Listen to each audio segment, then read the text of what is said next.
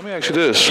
As an adult who's had a lot of life experience, who's traveled the world and all that, how do you not judge? Because I've been overseas. When I went overseas, it was different. And I seen how they carry themselves with each other. Different like how? Police didn't carry guns, they had sticks. When you seen the military over there, it was about race wars, like religion wars. Religion wars. It wasn't, because you're black. It wasn't that. Mm-hmm. The way they took care of each other. My team was sponsored by a nightclub called Toughness, and they drink over Ireland, get busy. Sure. Lady was at the bus stop, sitting there. She had a car, but she didn't drive.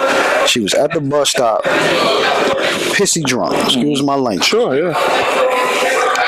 I went up in my house. When I came back out, she was still there. Didn't nobody touch her. Her purse was still there. All that. I came out and I said, "You all right?" She was like, "Yeah, I'm good." Nobody touched her that whole night. Wow. And she slept right there on that bus stop. Wow, a vulnerable woman. Nobody did anything because of the culture over there. Wow. So it's like and then when I'm working with the kids over there. My mom told me, she was like, "You over there making schools and doing camps? Come home and do this for your people. What are you doing?" Then it just like, yeah. So I can't pass judgment on my people when I seen a different form of humanity somewhere else. Yeah. So I might be a poppy seed to it, but if I'm changing mine and I change theirs, it can go. There's something to be said that once the human brain is stretched, it never goes back. So that global experience has impacting you, bringing it back. Speaking of the global experience here, talk about, shout out to your athletic director, Brian, and what he's been doing, but talk about where this program had been probably years before you and I were even around and where it is now and how you feel about that. Hamtramck was successful back in the day that I know of. Talking to Marvin Barnes, he's a historian of Hamtramck. He knows everything. And there was a lot of predominant athletes here, scholars and athletes. Shout out to Marv, yeah. Then in the 80s with Coach Ken, they were successful. With Coach Decker, they were successful. And we fell off for a minute. Then when I got here in the 92 to 96, we were successful. Mm-hmm. I came in as a freshman and I played. And it's kind of ironic because this game right here, this Persian game, I was supposed to go to Persian. Wow. Because, I stayed off 7 Mile a Mile, but I ended up coming here. So it's kind of a 7 Mile war. But I was 7 Mile and field. I had to throw that in there too. So then was you played with Twig and those guys? No, that was before me. Then the crazy thing is, one of the top players from Hamtramck, like of all time, Theron Richards, he was here. He went to Persian and played with Twig and them. Oh, wow. So when I got here, I was a prize from my coach, Mr. Collins, because he took me from Persian. Oh, wow. You feel me? So I was supposed to transfer to Persian going into my senior year. My coach went bad. No. And then that's where the loyalty thing came in. You got to be loyal. And I'm like, yeah, you're right.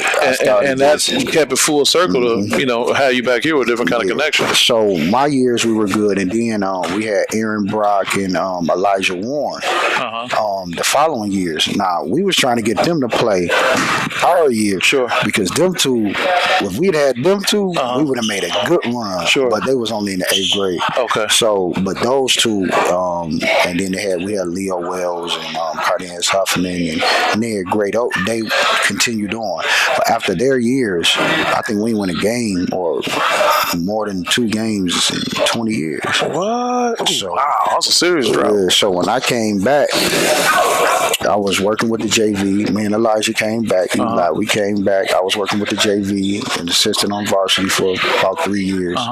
Then I took over the girls program. I re-erected that program. I didn't know you were coach of girls. Yeah, I was the head coach for the girls for a year. We won a couple district games. And then Eli left, and I came to boys coach. And when I got up here for the varsity job, I had to change the culture. Yeah. And it was hard, but I had to change the culture. We took our lumps, man.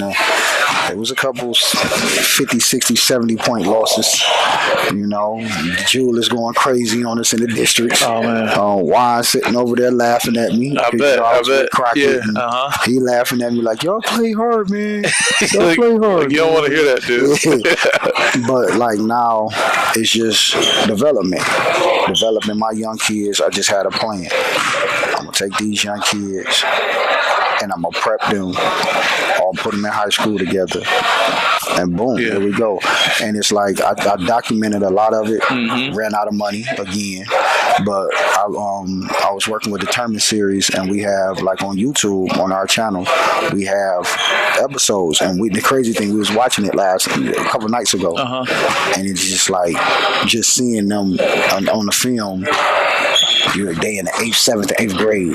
Now they seniors in high school. I know. And then it's like everything is translated. Yeah. And it's just like, yo, coach, what you said was going to happen is happening. Yeah. And I was like, I said it, but y'all did it. They did do it. They stayed the course and they did it. You know what I'm saying? So you've done some great things. You got some great things happening. We got a great game tonight. I know it's a lot of people you could shout out, but with the time that we have, anybody you want to shout out before we let you get out of here? Hamtramck community. My principal, Anthony Kiner, Mr. Veronic. He left the district with Mr. Veronic. He was great.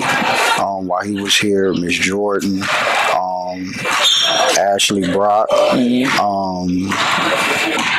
Let me see. I'm just trying to get all the people that be hand and foot with these create. Gregory Lindsay, Coach Justin, Coach Tevin, and it's like we have a few parents that's just like hand and foot with these kids along every step of the way, even in the summertime. So it's just so many. Mr. Daniels here at the CC, Mama Miller, you know, it's just Tasha, my sis Tasha. So, and it's just like I want to thank everybody that put up with me. Put up with you? Put up with me. You ain't too hard to deal with, man. LJ, these his babies too. You know, super bad, but it's a handful putting up with me. Yeah, well, but you're doing it for the sake of something that's much bigger than you. Yeah. So they're dealing with you, but you are the conduit to so many other things. I just want to tell you, I appreciate our relationships over the years and just being able to grow and just the time off camera, just to talk and kick it and just being a part of this culture and hopefully leaving things better than when we came. Yeah. Any last things you got for us before we let you get out and get ready for this game tonight? I just love each other, man. And if you have a problem with somebody, or you think you have a problem with somebody, just have a conversation with them. Why don't people do that? Pride. Yeah. Like, I relay this message. I want to sit down with G Ward. I want to sit down with G Ward. I want to sit down with Ward because that man, he don't understand. Like, it was so competitive. You know what I'm saying? I wanted to beat him so bad. Y'all haven't had a sit down? Nah, but I wanted, like, just sitting back, looking at myself in the mirror first to correct just the stuff within me, and then just sitting back and just start looking and watching, observing, and understanding. That's a good dude, man. All right. Oh, he's a great dude. So you guys hear it here. He's referring to Coach George Ward over at King High School. I've been watching the city, and I am going to make a point to communicate that message. And we're not going to do it with no fodder and no hype with people trying to start something. But no, two great men sit down. This ain't. I don't have no beef with G Ward. Yeah. I just want to sit down because he an OG to this, and I need it. Like, help me. Like, I'm here. I'm trying to go here. And if you look at his track record, oh, come on, man. You know what I'm saying? So it ain't never no beef. Yeah. You know what I'm saying? That's just like little brother trying to be the big brother. You know what I'm saying? You had it all. Like, I'm coming. It's going to put me on the map. But instead of beating you or trying to beat, I'm always going to be competitive and try to beat him. But it's things that I need to learn. You know what I'm saying? And I feel like this is a guy that can help me. Well, I'm grateful that I have a platform that allows you to share that, and we'll definitely put that together so that communication gets out there. But more importantly, other people can look and say, "Wow, brother over at Hamtramck doing so well. He openly says he wants to be able to sit, and get some more insight from someone that can inspire so many." Man, what are we in this for? You know what I'm saying? I know that man has been through trials and tribulations. You know what I'm saying? With this, and I respect him. I respect him 100%. And it's just been so much in between that people don't understand. You know what I'm saying? Like help me take mine to another level. That's what I want, and I'm not afraid to say it. Or any other coach that want to sit down with me and help me, I want to help. I'm not one of these guys that's gonna sit here and think I know it all. I don't. I won't. Teach me. Like teach me, because if they're teaching me, then I can teach them better, and that's what it's about. Hey, man, you got me with that one, and I'm grateful, and I know you as a person. I know how powerful that is, and for you to say that, but more importantly, not what it's only going to do with the relationship with you and George, but what other people can take from that. Like, I guess we put it out here, man. Name who you want to holler at, right, and we'll work on putting that together. You know what they say when they do those interviews? Who's somebody you want to get on the track with? Yeah. You know what I'm saying? So that's who I want to get on the track with. You know what I'm saying? G Ward, Juan. I'm always on the phone with Juan. Sure. We text Shout out everything. to Juan and Ferndale. You know that's bro. That's my brother right there. He brought me into this. But I love to kick it with G Ward. EJ Harrison.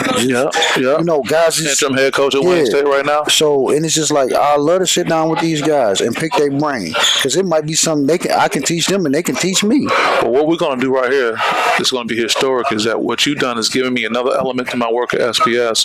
So what I will continue to do along with this situation is work on being a conduit to get people connected with others. The G Wars go get this.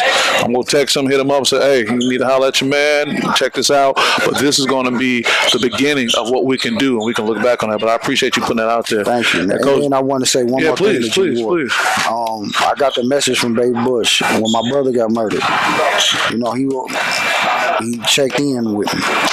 But then, over the time, he came back to Babe Bush like, "Is DJ all right?" You know what I'm saying? He looking kind of, you know how much my brother meant to me. So, I'm feeling it a lot, and just off that alone, him checking in to see if I'm good, that means a lot to me. And that I already respected him as a man, but now it took it even higher. And it's like, help me. Yeah. Help me. Yeah. You know what I'm saying? We're going to make some things happen. I'm kind of at a loss of words right now, but not surprised. I'm sitting with greatness. Coach Dennis DJ Foster at Hamtramck doing great things, not just on the basketball court, but in the world, not just in the Hamtramck, not just in Michigan, throughout the world. And I appreciate you, and I know great things that'll come. Thank you, man. All right. See you guys next time. Be blessed. Peace.